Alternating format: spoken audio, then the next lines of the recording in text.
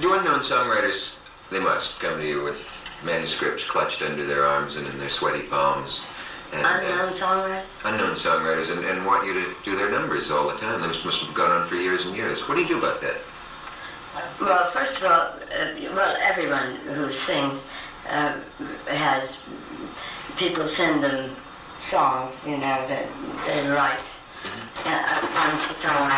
First thing you do is make sure that you send them back after you read them over to see, because they'll sue the dickens out of you if you don't get them back. Yes. However, I've got to tell you, there was one marvelous man called Peter A. Follo, Follo. Follo. And he was rather rich, evidently, because he sent me, this was years ago, just after we had lost the war completely, and Pearl Harbor was just bombed out, and we were, desperate. In 41, this was? I don't remember either that or the Civil War when I was born. But anyway, Peter A. Follo sent me a group of his amateur songs, but then it was leather bound and beautifully copied, and they were just terrible songs. Oh, they were? They were the worst songs. So I had to keep them, even if he sued me. He wrote one song. Now, mind you, we would Pearl Harbor, they weren't kidding, And then I think, was it Mr. Kaiser and Hildegard had to get a lot of ships built quickly so that we could defend ourselves. In the meantime, Peter A. Follo sent me these songs, and the first one was called, it was kind of a peppy song called You Lousy Jippy Jippy Japs. And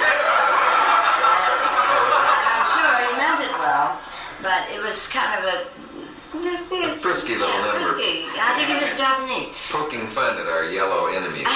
No, or at us. That was the way they talked during the war. You remember the posters that showed the Japanese as rats with glasses and teeth on? I remember that was Peter A. Follo. Lousy Jippy Jippy Jack, I hate you so much. I'll make you watch. Just wait and see. Jippy Japs, you lousy big rats. That's the most I can remember. It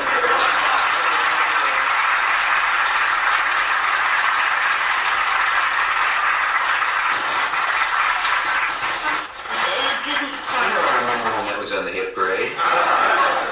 That's really a terrible song, isn't it? Well, it didn't inspire Mr. Follo had, Mr. Follo was an enemy, obviously. Very little, yeah. But he also wrote a song for everybody to join the mobilization song. And he didn't like rhyming. He wrote words and lyrics, and it went, Uncle Sam is going to build an army. Uncle Sam is going to build a navy. And if you dare to come upon our shores, if you do, we'll punch you on your jaw.